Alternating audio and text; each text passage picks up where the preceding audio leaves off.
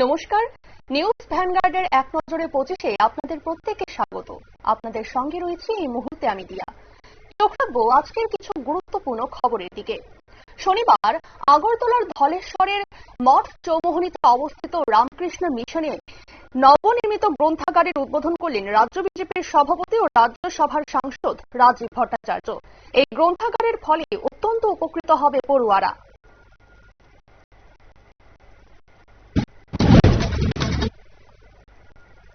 অবশেষে উদয়পুর মহকুমার গর্জনমুড়া থেকে পলাতক দুই নাবালক নাবালিকাকে উত্তরপ্রদেশের ফরুখাবাদ জেলার সেলিমপুর থেকে 22 দিন পরে উদ্ধার করে আনলো গোমতী জেলা প্রশাসন। মহকুমা পুলিশ আধিকারিক নির্মাণ দাস সহ কাকরাবন থানার ওসি জয়ন্ত মালাকারের তৎপরতায় এই সাফল্য এসেছে।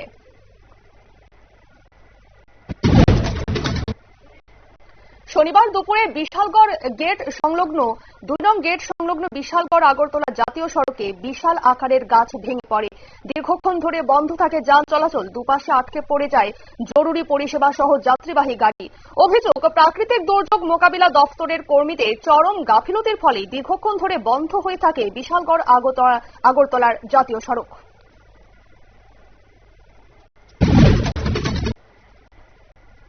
শনিবার যাত্রাপুর থানার পুলিশ এবং বিএসএফ এর যৌথ উদ্যোগে যাত্রাপুর থানা এলাকার সীমান্ত লাগোয়া গ্রাম নির্ভয়পুরের বাসিন্দা সুমন মিয়ার বাড়ি থেকে 4 লক্ষ টাকার ইয়াবা ট্যাবলেট উদ্ধার করল। সুমন মিয়াকে গ্রেফতার করে তার বিরুদ্ধে এনডিপিএস ধারায় মামলা দায়ের করা হয়েছে।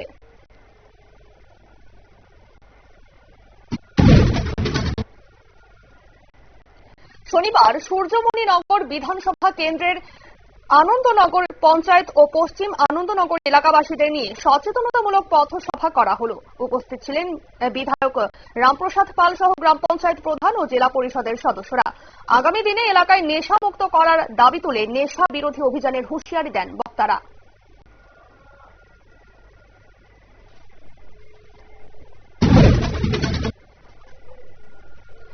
ওয়াগনার গাড়ি এবং পালসার বাইকে করে মুখোমুখি সংঘর্ষের ফলে গুরুতর জখম হলেন দুজন। শনিবার বিকেল 5:30 নাগাদ দুর্ঘটনাটি ঘটেছে কমলপুর থানার কলেজ চৌমোহনীতে। দুর্ঘটনায় বাইক চালক সরোজ সিনহা এবং আরোহী গুরুতর জখম হন। তাদের দুজনের ডান পা ভেঙে গেছে। বর্তমানে তারা জিবি হাসপাতালে চিকিৎসাধীন।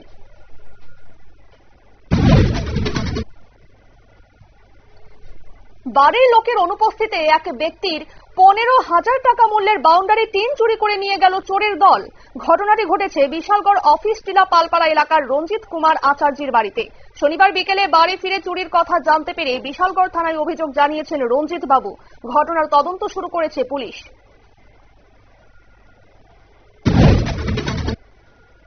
কমলপুরের পথ দুর্ঘটনা যেন প্রতিদিনের ঘটনায় পরিণত হয়েছে। এবার 2 স্কুটির মুখোমুখি সংঘর্ষে মনীন্দ্র সূত্রধর নামে 67 বছরের এক ব্যক্তির মৃত্যু হল। শনিবার দুর্ঘটনাটি ঘটেছে কমলপুর থানার হালহালি 40 ফুটি ব্রিজ সংলগ্ন এলাকায়। মৃত ব্যক্তি সিপিএম এর একনিষ্ঠ কর্মী ও হালহালির অঞ্চল সম্পাদক ছিলেন।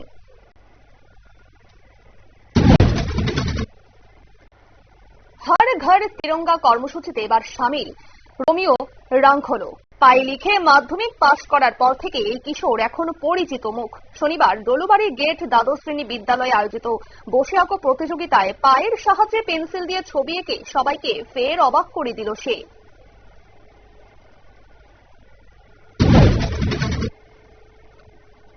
প্রত্যন্ত গ্রামীণ এলাকায় স্বাস্থ্য পরিষেবা পৌঁছে দেওয়ার লক্ষ্যে অল ত্রিপুরা গভর্নমেন্ট ডক্টর অ্যাসোসিয়েশনের উদ্যোগে এবং আগরতলা গভর্নমেন্ট মেডিকেল কলেজ ও গোবিন্দ বল্লভ পন্থ হাসপাতালের প্রান্তিক কর্মসূচির অধীনে চণ্ডীপুর বিধানসভার অন্তর্গত মনু ভ্যালি চা বাগান এলাকায় আয়োজিত হল এক মেগা বিশেষজ্ঞ স্বাস্থ্য শিবির। মনু ভ্যালি গ্রাম পঞ্চায়েত কার্যালয়ের প্রাঙ্গণে হওয়া শিবিরে উপকৃত হলেন 600-রও বেশি রোগী।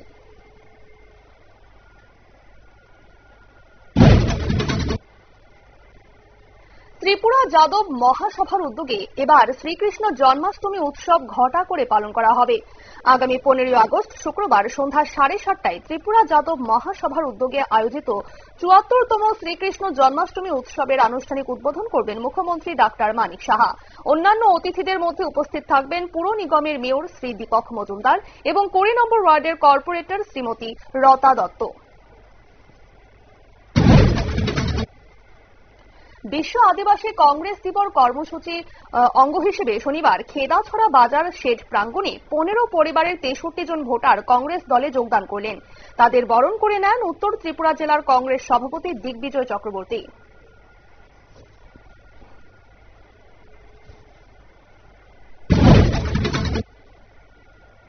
ঊনকোটি জেলার আইন শৃঙ্খলার পরিস্থিতি সম্পূর্ণ ভেঙে পড়েছে। এই অভিযোগ জানিয়ে পুলিশের নিষ্ক্রিয়তার তীব্র সমালোচনা করলেন সিপিএম এর ঊনকোটি জেলা কমিটির নেতৃবৃন্দ। শনিবার দুপুরে কৈলাসহর সিপিএম জেলা কার্যালয়ে আয়োজিত সাংবাদিক বৈঠকে উপস্থিত ছিলেন সিপিএম ঊনকোটি জেলা কমিটির সদস্য সম্পাদক কৃষ্ণেন্দু চৌধুরী, রাজ্য কমিটির সদস্য স্বপন কুমার বৈষ্ণব ও কৈলাসহর মহকুমা কমিটির সম্পাদক অঞ্জন রায়।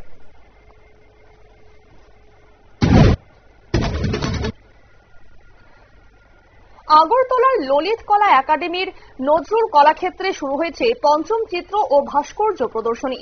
ত্রিপুরার চিত্রশিল্পী ও ভাস্করদের শিল্পকর্ম নিয়ে সেলফি নামক একগুচ্ছ শিল্পীর উদ্যোগে আয়োজিত এই প্রদর্শনীর উদ্বোধন করেন Tripura state level cultural advisory কমিটির ভাইস চেয়ারম্যান সুব্রত চক্রবর্তী। বিশেষ অতিথি ছিলেন আগরতলার government college of art and ক্রাফটের প্রিন্সিপাল অভিজিৎ ভট্টাচার্য। বিশিষ্ট শিল্পী দেবাশিস বিশ্বাসের সভাপতিত্বে আয়োজিত এই প্রদর্শনীর আহ্বায়ক ছিলেন মিতালি গঙ্গোপাধ্যায়। 6 দিন ব্যাপী চিত্র ও ভাস্কর্য প্রদর্শনীটি আগামী 13 তারিখ পর্যন্ত চলবে।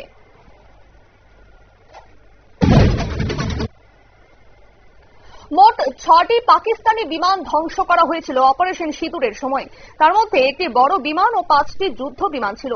বেঙ্গালুরুতে একটি অনুষ্ঠানে বক্তব্য রাখার সময় কথা জানালেন ভারতীয় বায়ুসেনা প্রধান এপি সিং। তিনি আরো জানান, অপারেশন সিঁদুরের আওতায় আকাশপথে ভারতের তরফে যে গুরুত্বপূর্ণ প্রত্যাঘাত করা হয়েছিল পাকিস্তানের উপর, তা সফল হওয়ার কৃতিত্ব রাশিয়ায় নির্মিত S-400 এয়ার ডিফেন্স সিস্টেম সুদর্শন চক্রের।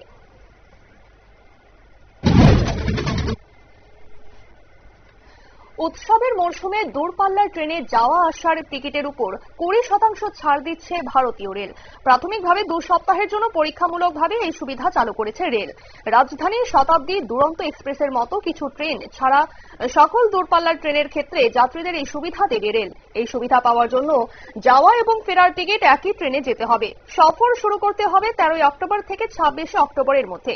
ফেরার টিকিট হতে হবে 17 নভেম্বর থেকে 1 ডিসেম্বরের মধ্যে।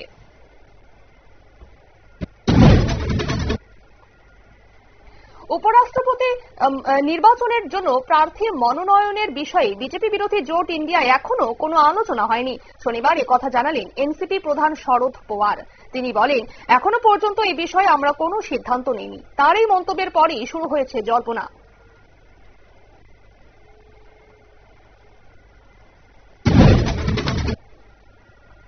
রাতভর অবিশ্রান্ত বৃষ্টির ফলে ভয়ঙ্কর দুর্ঘটনা ঘটে গেল দেশের রাজধানীতে।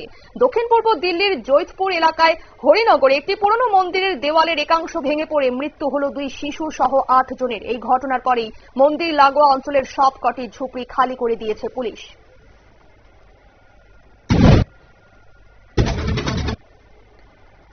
হরপাবান এবং তার জেরে ধসের কারণে উত্তর কাশীর হর্ষিল উপত্যকায় গতিপথ বদলে গিয়েছে ভাগীরথী নদীর উপর। শুধু তাই নয়, এই প্রাকৃতিক বিপর্যয়ের জেরে নতুন একটি বিশাল হ্রদের জন্ম হয়েছে। আর এই ঘটনার জেরে বিপদের আশঙ্কা করছেন ভূবিজ্ঞানীরা।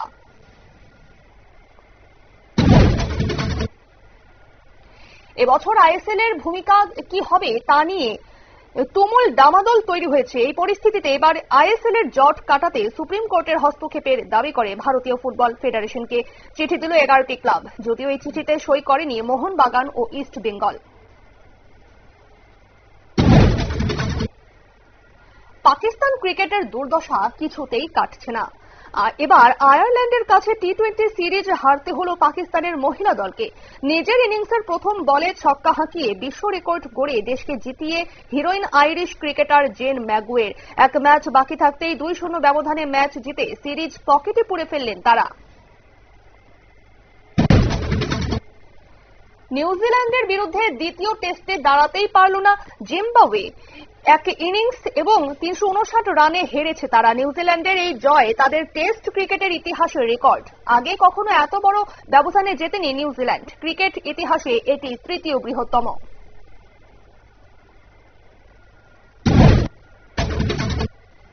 গত এক বছরে গ্রেট ব্যারিয়ার রিফে বিপুল পরিমাণে জীবন্ত প্রবাল হারিয়েছে। গত 4 দশকে এক বছরে এত পরিমাণ জীবন্ত প্রবাল হারায়নি এই প্রবাল প্রাচীর, এমনটাই জানিয়েছে অস্ট্রেলিয়ার প্রশাসন। Australian institute of marine science তাদের বার্ষিক সমীক্ষার রিপোর্ট প্রকাশ করেছে। তাতে দেখা গিয়েছে 2017 সাল থেকে গ্রেট ব্যারিয়ার রিফে প্রবালের সংখ্যা বৃদ্ধি পেয়েছিল অনেকটাই, কিন্তু ব্লিচিং এর কারণে গত এক বছরে অনেকটাই কমে গিয়েছে প্রবালের সংখ্যা।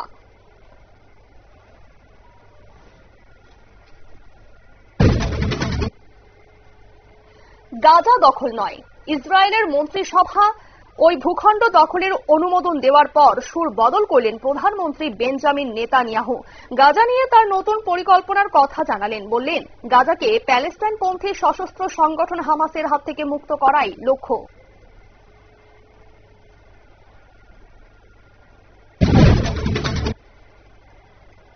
15 আগস্ট আলাস্কায় রাশিয়ার প্রেসিডেন্ট ভ্লাদিমির পুতিনের সঙ্গে সাক্ষাৎ করবেন মার্কিন প্রেসিডেন্ট ডোনাল্ড ট্রাম্প। শুক্রবারই একথা জানিয়েছিলেন বর্ষিয়ান রিপাবলিকান নেতা। এবার ক্রেমলিনের তরফেও বৈঠকের বিষয়টি নিশ্চিত করা হয়েছে। ওই বৈঠকের পর রাশিয়া ও ইউক্রেনের মধ্যে শান্তি চুক্তি হয় কিনা সেদিকেই নজর থাকবে ওয়াকিবহাল মহলে।